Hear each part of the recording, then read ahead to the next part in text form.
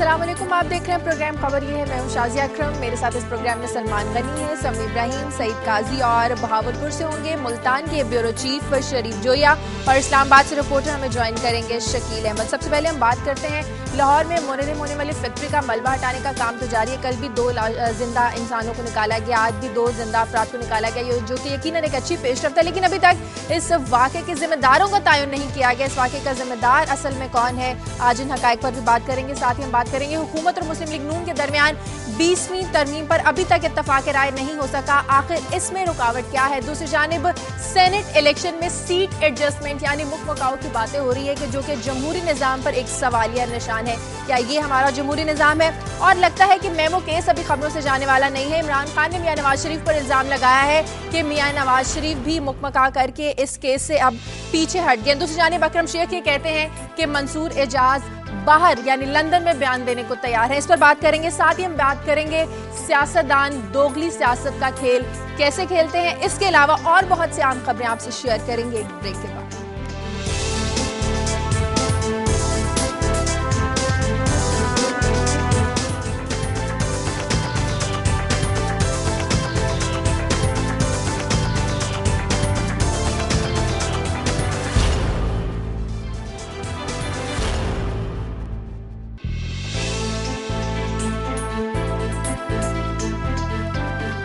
Break के बाद खुशामदीद। मुख्तलिफ शहरों की अहम खबरें भी आपको बता देते हैं। सलमान गनी साहब, क्या हो रहा है यहाँ पर लाहौर? शायद ये 20वीं तरमीम पे जो हतमी दौर है मुज़ाकरात का वो आज चलेगा और आज कौमी असम्बली का इजलास हो रहा है। अरकान असम्बली को पाबंद कर दिया गया है कौमी असम्बली के इजलास में शिरकत के लिए। इसका मतलब कि आज 20वीं तरमीम आ रही है। मुस्लिम लीग नून की असल रिजर्वेशन जो है वो निगरान सेटअप के हवाले से, और निगरान सेटअप में उसकी जो रिजर्वेशन है वो खुद प्रेसिडेंट जरदारी के रोल पे है। इस पर हम बात करेंगे।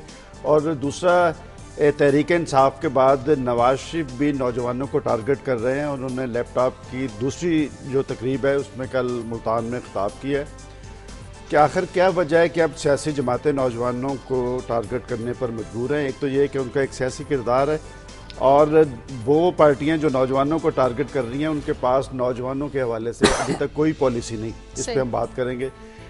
तीसरा, तहरीक इंसाफ के सरबराह इमरान खान जो इससे पहले सदर जरदारी और नवाज शरीफ को टारगेट किए हुए थे, अब उन्होंने अपना नया टारगेट मौलाना फजलुर रहमान को बनाया है। मौलाना फजलुर रहमान का रोल क्या है जिस पर वो बहुत ज़्यादा नालें, इस पर बात करेंगे।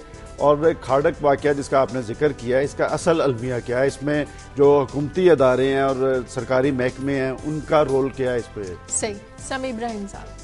शाजिया, यूरोप से बड़ी ठंडी खबरें आ रही हैं, ख़ासतौर पर जो ईस्टर्न यूरोप है बर्फ़ में दबा हुआ है, लेकिन मामलात बड़े वहाँ पर ख़राब हैं, जिसकी वजह से मुख्तलिफ शहर जो हैं वहाँ पर हड़तालें हो रही हैं। यूनान में स्ट्राइक हो रही है, फ्रांस में एयर फ्रांस ने स्ट्राइक कर दी है।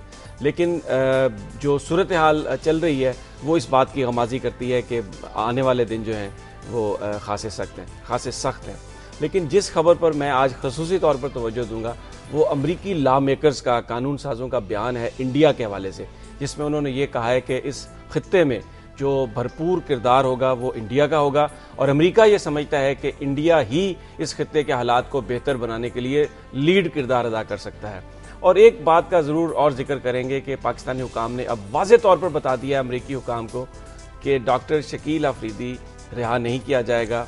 उसके मामले पर नजरसानी भी नहीं की जाएगी जब तक एबटाबाद कमीशन ने जो सवाल भेजे हैं CIA को कि उनका पाकिस्तान में नेटवर्क क्या है, रिक्रूटमेंट वो किस तरह करते थे, उसके जवाब नहीं देंगे। सही।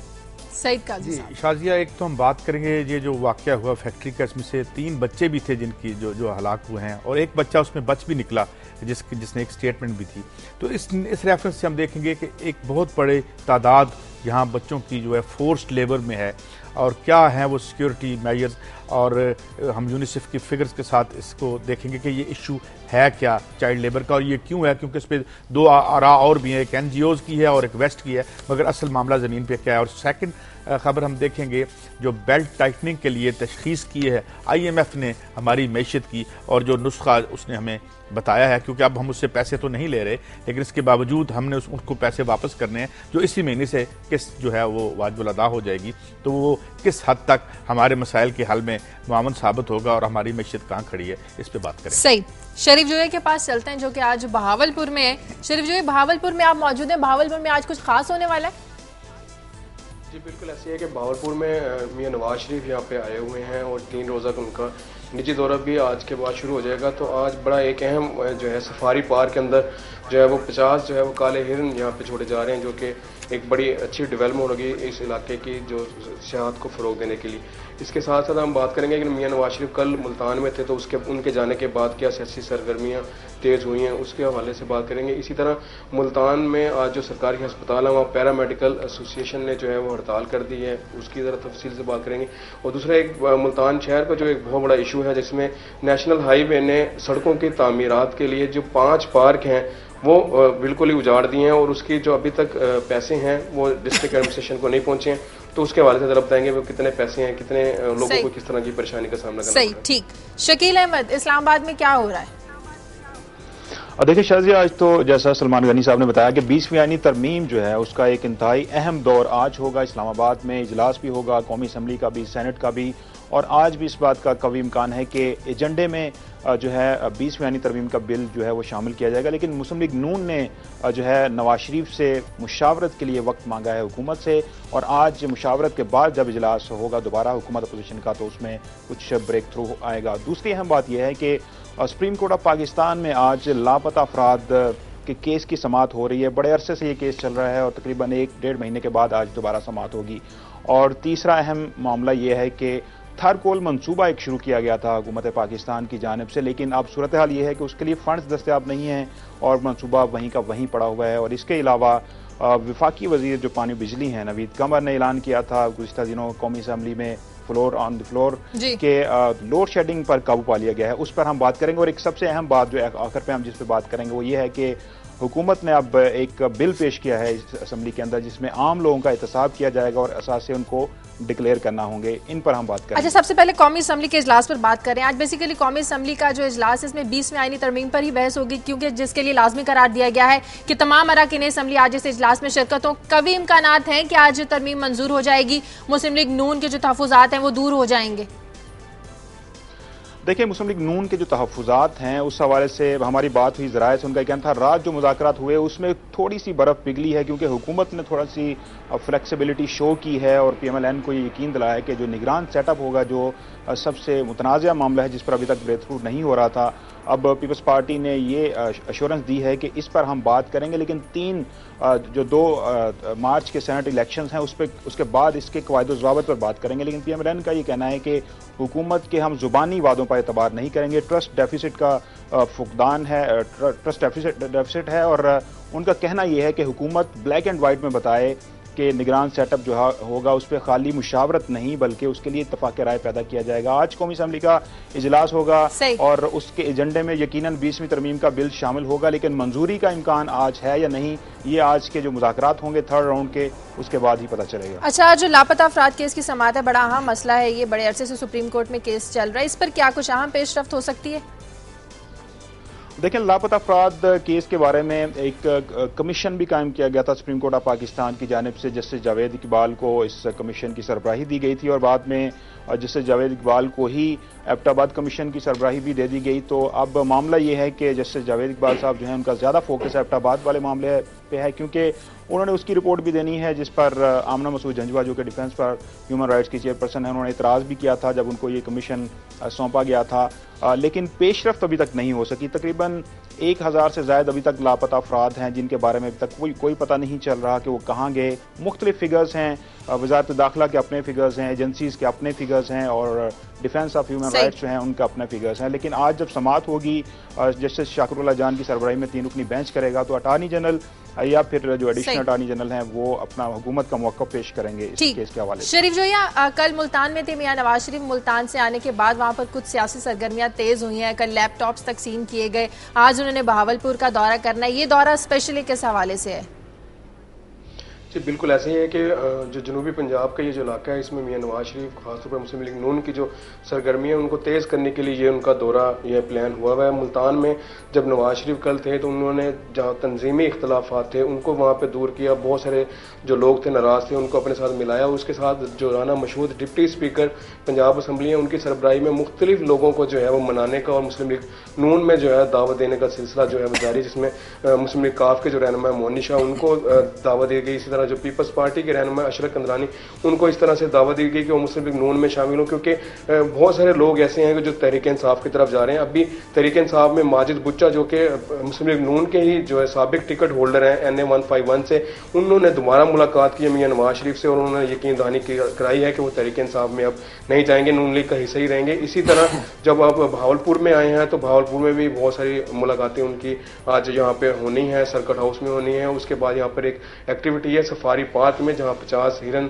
जो है वो छोड़े जाएंगे और इसमें ये होगा कि ये सैरो सियाहत के हवाले से बड़ा अहम यहाँ पे एक्टिविटी होगी। इसके साथ ही नवाज शरीफ के साथ जो है वो मुख्तलिफ जो मुल्की मसाइल हैं उसके हवाले से भी बात लोग करेंगे और इलाकाई जो सियासत है उस पर काफी तवज्जो यहाँ पर जी हाँ, लग रहा है कि मियां नवाज शरीफ भी इंतखाबात आने से पहले मुझे शरीफ जोया साहब से पूछनी है। जोया साहब, जावेद हाशमी साहब की मुस्लिम लीग नून से रुखसती के बाद मियां नवाज शरीफ का पहला दौरा था मुल्तान का, तो इस क्या कल जावेद हाशमी भी मुल्तान पे मौजूद थे और नवाज शरीफ के दौरे के हवाले से कोई जावेद हाशमी से बातचीत हुई आपकी? जी बिल्कुल है कि जब नवाज शरीफ यहाँ पे पहुंचे थे तो उस वक्त जावेद हाशमी अपने घर पर ही मौजूद थे और नवाज शरीफ उनके घर के बिल्कुल सामने से गुजर के जो है वो बहाउद्दीन ज़करी यूनिवर्सिटी गए हैं। उसके बाद जब हम जावेद हाशमी से मुलाकात करने गए, उनसे बातचीत हमारी हुई तो उनका ये कहना था कि बहुत देर की मेहरबान आते आते, तो उन्होंने वो अपना गिला शिकवा जो था वो उन्होंने वहाँ पे उस वक्त भी जाहिर किया कि शायद ये वक्त पहले आ जाता, लेकिन अब तो चूंकि वो फैसला कर चुके। उनका ये कहना था कि वो बारिश का एक कतरा बने हैं और मुस्लिम लीग नून के जो अब कारकुन जो अहदेदार जो नाराज हैं उनकी अब सुनवाई हुई है। इसकी बड़ी वजह एक अहम मिसाल आपको ये देते हैं कि सुल्ताना शहीन जो मुस्लिम लीग नून की खवातीन की यहाँ पे सदर हैं, उनके घर पे मियां नवाज शरीफ गए हैं, उनके जो शोहर के इंतकाल पर उन्होंने ताज़ियत की है। तो इसको कारकुनों में बड़ा जो है वो अच्छा लिया गया है कि अब मुस्लिम लीग नून के जो बड़ी क़यादत है वो यहाँ पर आके अब कारकुनों के मसाइल को भी हल करेगी और उनकी आवाज़ को भी सुनेगी। जी हाँ, सियासी सरगर्मियाँ भी मुस्लिम लीग नून ने तेज़ किया। मुस्लिम लीग नून की बात करें गनी साहब, तो 20वीं तरमीम के हवाले से आखिर रुकावट क्या है? स्पेशली निगरान सेटअप को लेकर कुछ तजावीज़ दिए, किस तरह का मियां नवाज शरीफ निगरान सेटअप चाह रहे हैं?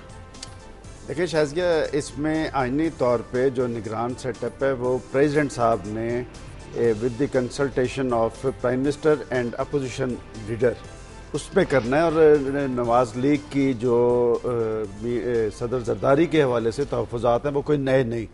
आपको याद होगा जब ये हुकूमतें बनी थी तो इनके दरमियान खासी मुफाहमत थी, लेकिन उसके बाद जो सदर जरदारी साहब का रोल रहा है और ख़ास तौर पे नवाज शरीफ साहब सदर जरदारी या उनकी हुकूमत को गिराने के हवाले से किसी मामले में मावन नहीं बने, लेकिन अब वो खासे मायूस हैं और चौधरी निसार अली ख़ान मियां शहबाज शरीफ सदर जरदारी के रोल को टारगेट करते रहे हैं। जो नवाज लीग की रिजर्वेशन है निगरान सेटअप के हवाले से वो सदर जरदारी के रोल के हवाले से वो चाहते हैं कि पहले कोई गारंटी की जाए और आइनी तौर पे इत्तफाक राय का लफ्ज़ नहीं है, मीनिंगफुल कंसल्टेशन है। इससे पहले इसी बुनियाद पे ये कोर्ट में भी गए हैं, जो इन्होंने एहतसाब ब्यूरो के हवाले से चौधरी निसार की रिट भी मौजूद है। बुनियादी रोल उसमें वही है कि वो सदर जरदारी के हवाले से उनके तहफ़्फ़ुज़ात हैं, वो पीपल्स पार्टी की हुकूमत वो तो दूर नहीं कर सकती, लिहाजा यही एक रुकावट है जिसकी वजह से ये 20वीं आइनी तरमीम को हतमी शक्ल नहीं मिली। सही, आज देखते हैं इसमें क्या पेशरफ्त होती है। कौमी असम्बली में इस हवाले से बात भी होगी। सेनेट के इलेक्शंस की कुछ बात कर लेते हैं। सईद काजी साहब, सेनेट के इलेक्शन में सीट एडजस्टमेंट मुकमकाओ, ये जमहूरियत है, ये जमहूरियत का हुस्न है, बड़ा सवालिया निशान है एक जमहूरियत के नाम पर। जो इस कारोबार से मुंसलिक लोग हैं वो जानते हैं कि ये कैसे जो है सेनेट की सीटों पे एक इससे पहले कुछ लोग ऑन रिकॉर्ड हैं। फाटा के एक जो एमपी थे उन्होंने आके रिकॉर्ड पे कहा था कि उन्होंने कितने पैसे लिए या कितने दिए और उसके बाद ये सिलसिला चलता रहा है। और ये जो इस बात से भी मैं रिलेट करता हूँ, ये जो बिल की भी बात है, मामला यहाँ पे प्रिंसिपल्स का नहीं है, मामला ये है कि कितनी पॉलिटिकल माइलेज आपको मिलती है। निगरान यहाँ पे इशू जो है वो ये है कि कितना एडवांटेज जो है वो सीख करती है। ये एक यहाँ पे रस्म बन गई है हमारी इन पार्टियों की। और ये जो इसका मामला है, इससे पहले अब बहुत सी बातें टीवी पे भी आना शुरू हो गई। ये जो मिनिस्टर थे इसके JUI के जो अब इस्तीफा दे के गए हैं सवाती साहब, उन्होंने, और एक और जो JUI के थे, आज तो खैर इन्होंने भी खबर बतानी है अभी इमरान खान ने क्या इल्ज़ामात लगाए जनाब फजलुर रहमान साहब पे। तो ये अब मुझे लगता है कि जैसे एक एक्सेप्टेड नाम के तौर पे इसको कबूल, जैसे दुनिया में अब किक बैक्स जो हैं बाकायदा मुआहदे में लिख दी जाती हैं कि आपने इतने का सामान खरीदा, इतना वो हुक्मरानों को मिला या जिन्होंने साइन, इसी तरीके से अब ये भी लगता है कि एक रस्म बन गई है और बल्कि एक एक्सेप्टेड नाम बन गया है। और इसी तरह से इसमें एक बात जो है ना, मैं ये कहना चाहूंगा, काजी साहब जो बात कर रहे हैं किक बैक्स के हवाले से, अब हमारे यहाँ जो सेनेट के इंतखाबात हैं, जैसे आपने कहा, यानी मुका हो गया। सियासी जो लीडर हैं वो ये कहते हैं जी कि हम ये सीट एडजस्टमेंट इसलिए कर रहे हैं कि मेंबरान असम्बली जो हैं वो पैसे लेते हैं, लेकिन ये बताने के लिए वो तैयार नहीं है कि पार्टी फंड्स के नाम पर वो जो करोड़ों रुपए ले रहे हैं वो कहां से आते हैं। और जो एक और बात, जो पार्टी फंड्स हैं उनकी वो ऑडिटेबल नहीं है, उनकी कभी भी ऑडिटिंग नहीं हुई, तो ये नहीं पता चलता कि वो जो सियासी अकाबरीन ने लिए हैं पार्टी फंड्स के नाम पर पैसे, वो पार्टी फंड में किस तरह इस्तेमाल हुए, वो कहां चले गए। तो बुनियादी तौर पर जो पैसा है उसको इन ये मुका करके सीट एडजस्टमेंट के नाम पर उस सारे प्रोसेस को इन्होंने, उसमें जो करप्शन है उसको लीगलाइज कर दिया। और एक बड़ी हैरत की बात है कि जमहूरियत की बात करने वाले इलेक्शन से भागते हैं, पार्लियामान की बालादस्ती की बात करने वाले वोटिंग के प्रोसेस से भागते हैं। जो बात समी साहब कर रहे हैं, मैं भी इसी बात का हवाला देना चाह रहा हूँ। इसमें सबसे ज्यादा रिजर्वेशन इस वक्त किन में है? सियासी कारकुनों में नहीं, खुद अरकान असम्बली पे, कि अपने ही अरकान असम्बली पे पार्टी लीडरशिप एतमाद करने के लिए तैयार नहीं। और बात यह कि हर बात में आप जमहूरियत का दर्ज तो देते हैं, लेकिन सेनेट का अदारा जो ऐवान बाला है पाकिस्तान का, जो वफाक पाकिस्तान की अलामत है, जिसमें चारों सूबों की बराबर नुमाइंदगी है, इसमें आप देखें कि सियासी कारकुनों की बजाय खुद जो सियासी लीडरशिप है उसकी पसंद व नापसंद का अमल जारी है। और यही वजह है कि एक तरफ आपकी जमहूरियत, आप उसकी तकवीयत की बात कर रहे हैं, लेकिन इस सारे अमल की वजह से आपकी जमहूरियत और सियासत बदनाम हुई है, और इसमें असल रोल जो है इनकी लीडरशिप ने अदा किया। अच्छा, ये काजी साहब, ये सलमान गनी साहब कह रहे हैं ना कि सियासी जो क़यादत है वो अपने अरकान पर एतमाद करने के लिए तैयार नहीं है। मैं इसको दूसरे अंदाज में अर्ज करना चाहता हूँ। मेरा यह ख्याल है कि जो सियासी कायदीन है उन्होंने ये सोचा है कि ये मेंबरान क्यों पैसे बनाए, हम पार्टी फंड्स के नाम पर हम खुद क्यों ना पैसे बनाए। तो उन्होंने ये जो पार्टी फंड्स के नाम पर वो जो पैसे ले रहे हैं, ये सारा बेसिकली जो चक्कर है ना, ये पैसे का चक्कर है। यही वजह है कि सियासत से लोगों का एतमाद उठता जा रहा है। तो फिर साफ इलेक्शन इसमें एक में आप बात ऐड कर दूं, बड़ी अच्छी बात की मेरे दोनों साहिबान ने। बात यह है कि जहां पार्टीज में पैसा सरायत कर जाए, सरमाया सरायत कर जाए, तो पहली चीज जो वहां से जलावतन होती है वो नजरिया होता है। यही हुआ है, मैं नाम नहीं लेता, बहुत सी नजरियाती पार्टियां थी, आपको उनसे इख्तलाफ हो सकता है, आपको उनसे इत्तफाक हो सकता है, मगर जो आप लफ्ज़ उनका बुरकस कैसे निकला या जमहूर का, उसकी वजह ये जो अमेरिका के इलेक्शन में आप देखें, सरमाए की सरायत ने उसको बर्बाद करके रख दिया। आज 90% लोगों का नहीं है ईमान उस पर, कम से कम जो आजकल वो आ रहे हैं उनके। हमारे यहाँ क्या हुआ कि जब इसको एक कारोबार की शक्ल दे दी गई, ये एक पेशा था लोगों की फलाह का और लोगों की जिंदगियां बदलने का, एक नजरिए का, एक ख्वाब की तरह, एक जिस तरह लोग ड्रीम देखते थे या उसकी ताबीर की बात, अब ये जरिया बन गया मुआश का। ये वजह है। जमहूरियत एज आ आइडिया बुरा नहीं है, I don't want to be misunderstood here. जमहूरियत से अच्छा क्या निजाम होगा जिसमें सारी जमहूरियत इलेक्ट करे अपना। मगर यहाँ एक हवाला मैं देना चाह रहा हूँ कि पंजाब से एक शख्स को टिकट दी जा रही है जिसने 10 करोड़ रुपया एक पार्टी फंड में, वो जो भी बात कर रहे थे कि पार्टी फंड का कोई ऑडिट नहीं है, और इसका मतलब कि जो लोग करोड़ों रुपए के फंड्स देंगे वो सेनेट में आ जाएंगे, और वो सेनेट में पाकिस्तान की क्या खिदमत करेंगे, उनके अपने सियासी और माली मफादात हैं, उसका तहफ़्फ़ुज़। चलें इस पर और बात करते हैं। वक्त हुआ एक ब्रेक का। ब्रेक पर जाने से पहले शकील अहमद और शरीफ जोया, आपका बहुत शुक्रिया। ब्रेक का वक्त है, ब्रेक के बाद वापस आते हैं।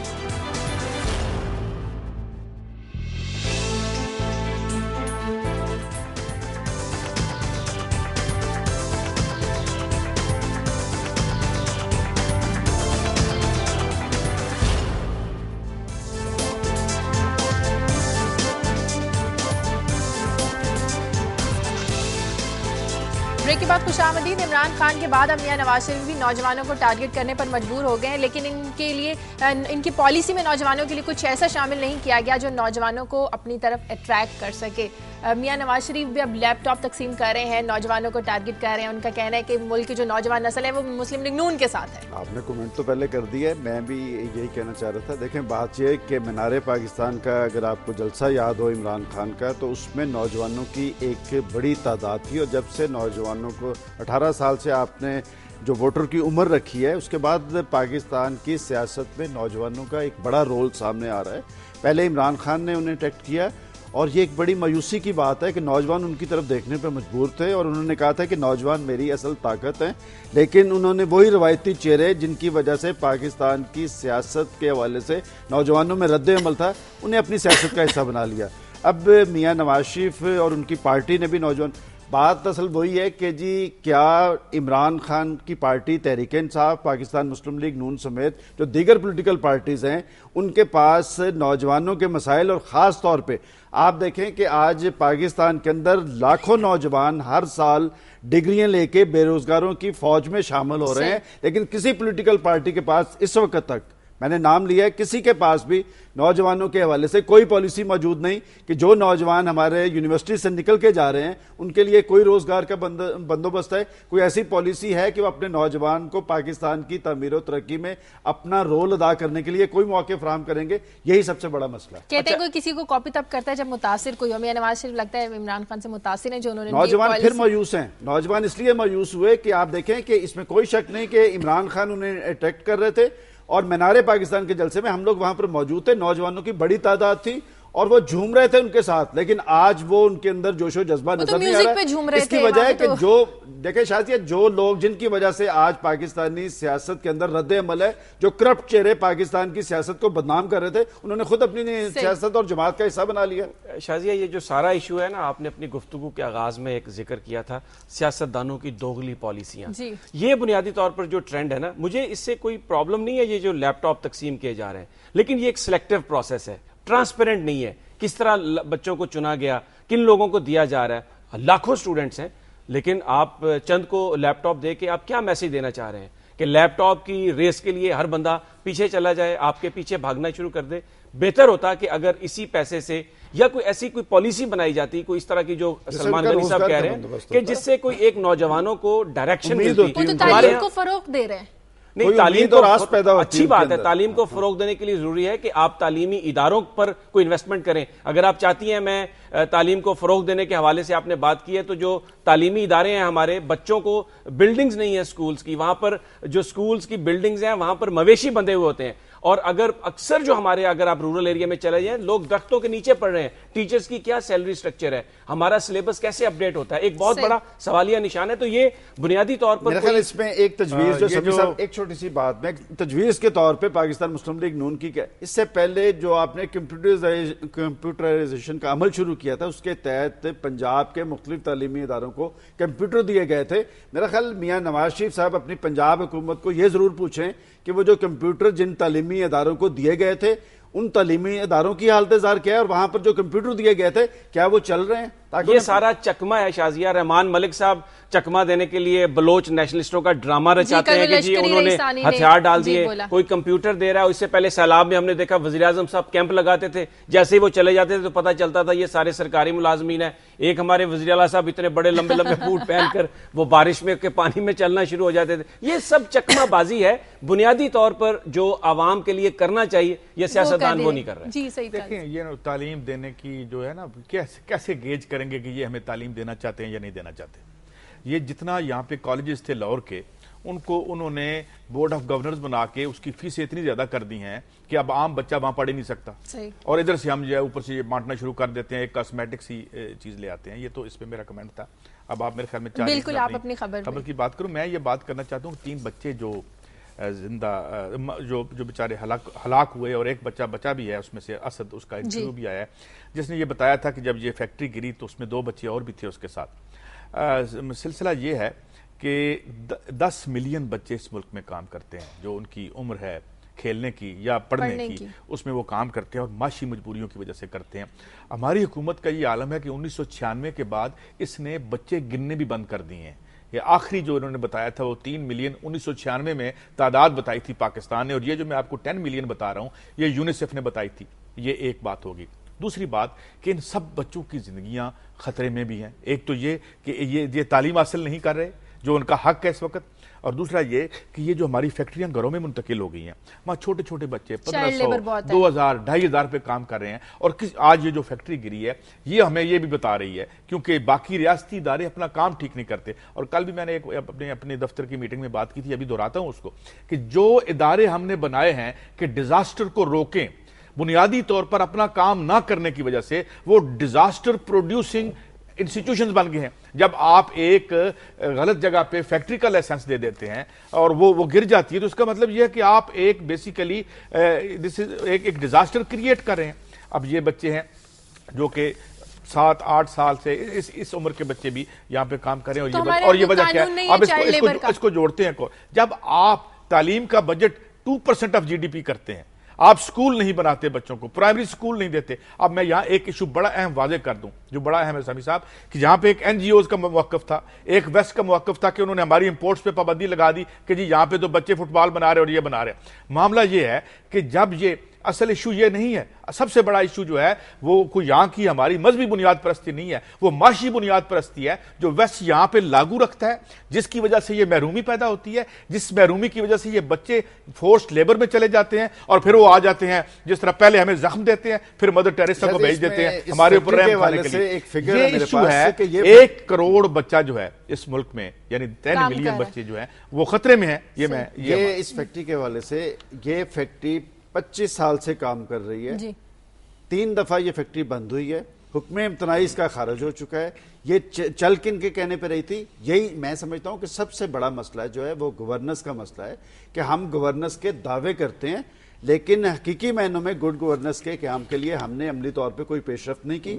और 25 साल में आप ये देखें कि जब ये फैक्ट्री बंद की गई किसी गैर कानूनी अमल की बुनियाद पे, और फिर असर रसूख और दौलत की चाबी से इसे खोला गया। असर रसूख किसका? यही तो वही सरकारी इदारे हैं आपके। देखिए हम सियासतदानों को एक मिनट, हम सियासतदानों को तो ये कहते हैं कि जनाब वो बड़े बड़े बूट पहन के बारिश के पानी में चले गए, लेकिन हम उस प्रेसिडेंट को नहीं कहते जो सैलाब में गिरी कौम को छोड़ के पाकिस्तान से बाहर चला गया था। बात यह कि सियासतदानों को मुर्दे इल्जाम ठहराना, आपका पूरा सिस्टम करप्ट हो चुका है। आखिर किन की चाबी की वजह से ये फैक्ट्री खुल रही थी? अभी तक ना कोई मुतली ना कोई जवाब। 5 इदारे इसमें मुंसलिक है और वजीर आला साहब को चाहिए कि इस वक्त लाहौर के रायशी इलाकों में इस तरह की सैकड़ों फैक्ट्रीज काम कर रही हैं। इस तरह इसमें आप देखें सिलेंडर और बॉयलर्स जो है ये बम नस्ब किए गए हैं और ये इस तरह के वाकयात फिर हो सकते हैं। अच्छा शाजिया, ये काजी साहब ने जो मामला चाइल्ड लेबर का किया ना, मैं इस पर थोड़ी बात करना चाहूंगा। ये बहुत इंपॉर्टेंट इशू है। जो अदाद शुमार यूनेस्को और ILO ने दिए हैं ना, उसके मुताबिक पाकिस्तान में बच्चों की तादाद जो है वो 40 मिलियन है। और बुनियादी तौर पर उनका ये कहना है कि जो चाइल्ड लेबर जो आदाद शुमार हैं, एग्जैक्ट फिगर नहीं है, लेकिन काजी साहब ने 10 मिलियन बताए हैं, वो 19 मिलियन तक बात करते हैं। अच्छा। और उसकी एक जो सबसे जो पेनफुल चीज है वो ये है कि पाकिस्तान के कानून में, यानी अगर पहले चाइल्ड लेबर को डिफाइन करें ना, तो 5 से 14 साल के दरमियान का जो बच्चा है ना, उसको अगर वो काम करे और स्कूल ना जाए तो वो चाइल्ड लेबर के जुमरे में आता है। अब पाकिस्तान के कानून में ये आइन में या इन्होंने लेजिस्लेशन में ये बात दर्ज कर रखी है कि 14 साल से कम उम्र का जो बच्चा है वो घरों में मुलाजमत कर सकता है। अब इसमें एक टेक्निकल रीजन आ गई है कि जो बच्चा घरों में मुलाजमत कर रहा है ना, उसकी चेकिंग के लिए जो इंस्पेक्टर है ना, जो इदारा वैसे तो है ही नहीं, लेकिन अगर होता भी सही तो वो इंस्पेक्टर घरों में नहीं जा सकता था उसकी तहकीक करने के लिए। और बुनियादी तौर पर जो बहुत सारी फैक्ट्रीज जैसे सर्जिकल फैक्ट्रीज हैं या जो बॉन्डेड लेबर है, जो कारपेट इंडस्ट्री जिसमें ये बच्चे काम करते हैं, वो घरों में कायम की गई है, जिसकी वजह से इनका कोई आदाद शुमार नहीं। और इसमें और जो एक पेनफुल बात है, इन बच्चों में से वो कहते हैं कि अबाउट 62 या 65% लड़कियां हैं, और वो लड़कियां ना सिर्फ काम करने पर मजबूर है, बल्कि सैलरीज को छोड़ें वो बेचारी सेक्सुअली भी अब्यूज की जाती हैं। तो ये एक इतना बड़ा सवालिया निशान है हमारे लॉ में। इंटरनेशनली बहुत ज्यादा आपकी नजर होती है खबरों पर, बाहर के कानून में चाइल्ड लेबर। इन्होंने खुद एक खबर दी थी, चॉकलेट्स जो अमेरिका में एक चॉकलेट फैक्ट्री, वहां पर उनकी अपनी हालत क्या है कि वो हर चीज पे पाकिस्तान को जा रही है। बाहर के ममालिक में चाइल्ड लेबर के कानून पर कितना अमल किया जाता है? चाइल्ड लेबर के कवानीन पर खासी हद तक वो पाबंदी है, उस पर अमल भी किया जाता है। लेकिन जो इन्होंने बात की है वहां पर जो हम हिपोक्रेसी देखते हैं वो ये है कि उन्होंने तमाम इंडस्ट्री उन ममालिक में, गरीब ममालिक में शिफ्ट कर दी है जिनमें बच्चे काम करते थे, ताकि वहां पर वो कानून की इतनी पाबंदी नहीं है तो वो उन बच्चों से काम करवा लेते हैं। अपने भयानक चेहरे पे वो खुद उन्होंने मेकअप कर रखा है और वो पाकिस्तान जैसे दूसरे ममालिक को मुर्ज़ इल्जाम ठहरा के अपना जो रोल है, उनका भयानक रोल है, उस पर पर्दा डाले हुए हैं। तो इन बच्चों को पढ़ाने लिखाने का जो सिस्टम है, निजाम है, स्कूल है, क्या सिर्फ हम दावे कर रहे हैं कि बच्चों के लिए स्कूल, मुफ्त किताबें और टेक्स्ट बुक की जो है ये देखें, ये सिर्फ जो तालीम देना एक काम है, लेकिन तालीम आप तब देंगे लोगों को इंसेंटिव, जो लोग तालीम लेके निकलते हैं उनके लिए आप कोई जॉब्स की मार्केट भी क्रिएट करें। हमारी सोसाइटी में भी तो अवेयरनेस इतनी नहीं है, बच्चों को पैसों के लिए लाखों लोग, लाखों नौजवान लोगों पर ना इल्जाम करें। देखें, अवेयरनेस बहुत है, हर पेरेंट्स अपने बच्चों को पढ़ाना चाहता है, लेकिन ना स्कूल अवेलेबल है। अगर कोई स्कूल में पहुंच भी जाता है तो कॉलेज में फीस कैसे अदा करे, और अगर वो भी कर लेता है तो बाहर निकल के वो करे क्या। एक आप असामी के लिए निकालते हैं मैट्रिक पास के लिए, तो हजारों एप्लीकेशंस आती हैं जिनमें एमए पास लोग होते हैं। ये एक जुल्म है। बेसिकली जो सियासतदान है उनके लिए ये बहुत बड़ा लम्हा फिक्रिया है कि एक सिस्टम को बनाएं। ये जो कॉस्मेटिक चीजें हैं ना, जैसे ये हम पहले बात कर रहे थे, हम बात कर रहे थे कि नौजवानों के हवाले से पॉलिसीज दें। ये जो लैपटॉप दे के या उन्हें नारे दे के दावे करके इस तरह मामला चलने वाले नहीं है। 21वीं सदी के क्या करें सईद काजी साहब, उनके अपने बच्चे बाहर पढ़ते हैं, कर रखी है, उनके अपने बच्चे सिक्योरिटी में बाहर अच्छे माहौल में पढ़ते हैं, पलते हैं, उन्हें क्या फिक्र? उनके बच्चे तो वही हैं जो उनके ज़ाहिर नेचुरल बेबीज हैं, वो उन्हीं को समझते हैं। यही सिलसिला है यहाँ पे। मगर बात यह है कि जब हम बात करते हैं क्या हो पॉलिसी, कल हमने बात की सूबे बना दो और छोटे छोटे यूनिट्स बना दे, बड़ी अच्छी बात है, ये बन जाने चाहिए। और ये आज नवाज शरीफ साहब शायद बात भी करें, वो साउथ पंजाब में गए हुए हैं। मसला ये है कि छोटे सूबे बना के क्या हम फिर तकसीम कर दें उसी निज़ाम की कि वो छोटे छोटे सूबों में कैद हो जाए वो आबादियाँ, उसी तबकाती तकसीम में जो बनी हुई है वो हो। मसला कि जब हम कहते हैं पॉलिसी तो पॉलिसी क्या मतलब ये है कि आप अपने मुल्क के वसाइल के जो अक्सरियत है उसका रुख अवाम की तरफ करें। आप जो पॉलिसी बनाएं, जब आप बजट बनाएं जहां पे ये सारी पार्टीज बैठी होती हैं, एक दूसरे का गिरबान पकड़ते हैं, एक दूसरे को ना जाने क्या क्या, वहां बैठ के जहां इनका तबकाती मुफाद होता है वो बिल्कुल उसी पे साइन कर देते हैं, उसी बजट पे और उसी बात पे, और सिर्फ कॉस्मेटिक के साथ फिर लोग उन्हें चुनते हैं ना, वही लोग क्या चुनते हैं, लोग क्या। देखिए मेरी बात सुने, अमेरिका जैसे मुल्क में मिट रोमने जो है मिलियनर है, वही खड़ा हो सकता है इलेक्शन में। जो ये हालांकि गरीब मिलियनर था, लेकिन ओबामा भी मिलियनर था, उसकी मुख्तलिफ फिगर्स मैंने देखी हैं। यहाँ आपने गरीब आदमी को सियासत में आने का दरवाजा बंद कर दिया और साथ ही इसका नाम इतना बड़ा बिल बोर्ड लगा दिया। ये है जमहूरियत। दफा फिर मौका आपकी जमहूरियत ये है। आपको पता है कि आपके इलेक्शन कमीशन ने कौमी असम्बली का इलेक्शन लड़ने के लिए अखराजात की मद में क्या है, सिर्फ 5 लाख। और मैं समझता हूं कि पाकिस्तानी सियासत में कोई एक फर्द भी ऐसा नहीं होगा जो सिर्फ अपने अखराजात 5 लाख 5 करोड़ से जायद। जब आप करोड़पतियों को अपना नुमाइंदे मुंतखिब करेंगे फिर अवाम की बात कोई नहीं करेगा। मैं एक कमेंट करना चाहूंगा, काजी साहब ने छोटे सूबों की बात की। छोटे सूबों की जो पाकिस्तान के अंदर डिबेट है ना, वो 18th अमेंडमेंट के बाद ज्यादा तेज हुई है, क्योंकि उसमें जो चीजें लाई गई, एक तो ये कि जो नेचुरल रिसोर्सेज थे किसी भी सूबे के, ये कहा गया उस अमेंडमेंट में कि 50% जो है वो उसका हिस्सा होगा, वो उसका मालिक होगा। और इसके साथ साथ ये भी कहा गया कि छोटे सूबे जो हैं वो लोन ले सकते हैं, यानी अगर वो अपनी कोई तरक्की के लिए किसी प्रोजेक्ट में जाना चाहें तो उनको लोन भी मिलेगा, जिससे बुनियादी तौर पर ये बहस आई। अब अगर हम डिसेंट्रलाइज कर दें, लोगों के मसाइल जो हैं वो वहीं पर मकामी सतह पर हल हो जाएं और वो इकोनॉमिक वायबल भी हो, तो इसमें कोई मजाक नहीं। मिसाल के तौर पर आप देखें, सरायकी सूबे की बात की जा रही है, वो जो इलाका है जनूबी पंजाब का, उसमें बहुत ज्यादा कॉटन है, बहुत ज्यादा शुगर केन है, तो वो अपने वसाइल पर खड़ा हो सकता है। इसी तरह हजारा प्रोविंस की बात की जा रही है, हजारा में इलेक्ट्रिसिटी इतनी ज्यादा बनाई जाती है कि वो अपने पैसे बना सकता है। बलोच सूबे की बात की जा रही है, लेकिन वो जो की जा रही है बलोचों का, नेशनलिस्टों का जो मुतालबा है, उसमें यह है कि उनके पास बड़े हाइड्रोकार्बनाइज्ड जो रिसोर्सेज हैं वो एक्सप्लोर करके तो वो ला सकते हैं। बेसिकली जो आइडिया है ना, एक इसमें बात यह है कि अगर आप जो सूबे हैं अगर आप क्रिएट करते हैं, एक इसमें ओपिनियन ये है कि जी ये इंतजामी यूनिट होने चाहिए, लेकिन बहुत सारे लोगों का ख्याल है कि ये तमाम चीजें एक पॉलिटिकल प्रोसेस के नतीजे में आती हैं। इंतजामी यूनिट अगर आप बनाते हैं तो इसमें फिर जो सिंध के नेशनलिस्ट हैं उनको एक बड़ा मसला है कि वो समझते हैं कि ये जो फार्मूला है इंतजामी यूनिट का वो सिंध को डिवाइड करने के लिए इस्तेमाल हो जाएगा। तो बुनियादी तौर पर इसमें एक बात, कल कौमी असम्बली में ये डिस्कशन हुई है, रियाज फतेहाना साहब अपना एक बिल लेके आए थे कि पंजाब को 3 सूबों में, उस पर सबसे ज्यादा रिजर्वेशन किसने जाहिर किया है? पीपल्स पार्टी के सिंध के अरकान ने, यूसुफ तालपुर और दूसरे लोगों ने अपनी रिजर्वेशन दी है। और बात यह कि ये जो बात कर रहे थे कि 18वीं आईनी तरमीम के बाद जो सूबों को कहा गया कि वो अपने 50% वसाइल जो है वो इस्तेमाल कर सकते हैं, मैं समझता हूं कि अगर बलूचिस्तान के वसाइल 50% बलोचों पे खर्च कर दिए जाएं तो आज वहां पर अनारकी की सूरत ना हो, वहां एहसास है और बात सर एक छोटी सी बात मैं इसमें करना चाह रहा हूं कि जब सूबों की तकसीम की हम बात कर रहे हैं तो ये गवर्नेंस की बुनियाद पे कर रहे हैं। आज इतने बड़े पंजाब में गवर्नेंस क्यों यकीनी नहीं बन रही कि डेरा गाजी खान, खुशाब और दूर दराज के इलाकों में वो लॉ एंड ऑर्डर कायम नहीं होता, अदलो इंसाफ लोगों को।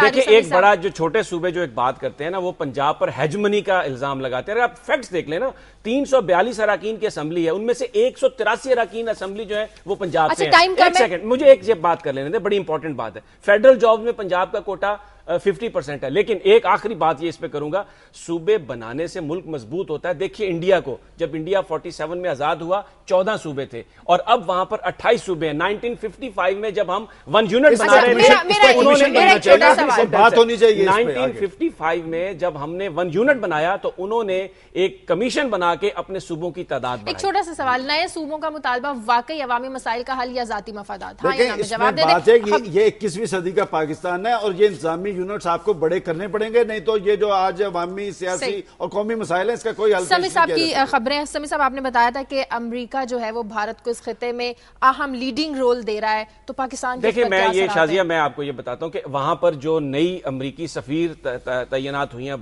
भारत में, नैन्सी पावल, उनकी एक हेयरिंग थी सेनेट में। वहां पर सेनेटर कैरी ने यह कहा कि इंडिया का रोल जो है वो एक एंकर रोल है खिते में और वही अमन ला सकता है। रिचर्ड लुगर ने भी यही कहा और नैन्सी पावल ने जो बात की कि हम ट्रेड उनके साथ बढ़ा रहे हैं और बुनियादी तौर पर जो ट्रेड है वो इस साल $100 बिलियन तक पहुंच जाएगी। हमारी आंखें खोलने के लिए तो ये मैं कहना चाह रहा हूं कि ये जो हमारे पॉलिसी साज इदारे हैं उनको इस पे आंख खोलनी चाहिए। इस सारी गुफ्तगू में नैन्सी पावल ने जो एक बात कही हमारे मतलब की, वो ये थी कि अमेरिका ट्रैक टू डिप्लोमेसी जो है पाकिस्तान और भारत के दरमियान उसको सपोर्ट करेगा, बल्कि पहली दफा उन्होंने ये कहा कि हम उन लोगों से जो ट्रैक टू डिप्लोमेसी कर रहे हैं उनसे बातचीत करने के लिए भी तैयार होंगे। तो ये इस सारी कहानी में ये एक अच्छी खबर है। दूसरी खबर आपने दी थी कि पाकिस्तान, इसमें एक बात और इजाफा कर लें कि इस वक्त जब हम पाकिस्तान अमेरिका तल्लुकात का जायजा ले रहे हैं तो इस बात को भी सामने रखें कि वो अपना वजन हमेशा इंडिया के साथ डालता है, लेकिन एजेंडा पाकिस्तान पे लागू करने की प्रायोरिटी हमेशा इंडिया को दी जाती है। पाकिस्तान ने डॉक्टर शकील आफरीदी को छोड़ने से उसमें सीधी एक बात आई है, गवर्नमेंट ऑफ पाकिस्तान ने कहा, जो हमें सोर्सेज ने बताया कि शकील अफरीदी को हम तब उस पर नजरसानी करेंगे अगर लियोन पनेटा हमें यह बताए, डिफेंस डिपार्टमेंट हमें यह बताए कि एबटाबाद कमीशन के सवालात का जवाब दे कि CIA किस किस तरीके से ओसामा बिन लादेन तक पहुंची। ये उसमें डेवलपमेंट है। मेरी आखिरी खबर थी, आखिरी आज की खबर, अल्लाह माफ करे, वो ये थी कि पाकिस्तान जो IMF ने जो कुछ कहा कि मॉनेटरी पॉलिसी को आप जो है जरा वो एक तो इंटरेस्ट रेट बढ़ाने की बात करें, एक और उन्होंने हमें कहा जी कि इस साल के एंड में हमारे फॉरेन एक्सचेंज रिजर्व जो हैं वो $12.1 बिलियन रह जाएंगे। मगर मुझे यहाँ पे हजरत मीर याद आ रहे हैं जो कहते हैं कि अमीरजादों से दिल्ली के मत मिलाकर मीर कि हम गरीब हुए हैं इन्हीं की दौलत से। तो अब फिर हम IMF वाले हमें मशवरा दे रहे हैं। तो मसला ये है कि वो जो मॉडल IMF ने और ये जो तरीकाकार था, अगर यूरोप में यूनान, इटली और ये इवन रोमानिया कल जो उसकी गवर्नमेंट गई, तो क्या हम इससे बियॉन्ड नहीं सोच सकते? क्या तख्लीक बंद हो चुकी है? क्या हम इस इकोनॉमिक मॉडल को रिवाइज करके अपनी एग्जिस्टेंस और बका के लिए और कुछ नहीं कर सकते? कल भी काई साहब ने बात की थी IMF के हवाले से। आप देखें हमारी सियासी हुकूमतें हमेशा कहती हैं कि हम इस लानत से छुटकारा हासिल करते हैं और हालात यही है कि IMF के बारे में मैं ये जरूर कहूंगा कि मीर क्या सादा हैं, बीमार हुए जिसके सबब उसी तार के लोंडे से दुआ लेते हैं। आखिरी खबर मेरी थी कि इमरान खान साहब ने जो सदर जरदारी और नवाज शरीफ के बाद अब नया टारगेट मौलाना फजलुर रहमान को बनाया। आपको याद होगा इसी हफ्ते में मैं बार बार कह रहा था कि फजलुर रहमान का पाकिस्तानी सियासत में एक अहम रोल है। वो रोल क्या था कि वो पॉलिटिकल फोर्सेस को इकट्ठा कर रहे थे और वो पॉलिटिकल फोर्सेस क्या थी कि वो स्टेटस को की हामी है। और इमरान खान ने अब फजलुर रहमान साहब को करप्ट साबित करना शुरू किया और टारगेट इसलिए कर रहे हैं और उन्होंने यहां तक कहा है कि यही अमेरिकी पॉलिसीज के पाकिस्तान में अमल दरामद करने में भी मावन बने हैं और फजलुर रहमान साहब उन्हें टारगेट कर रहे हैं।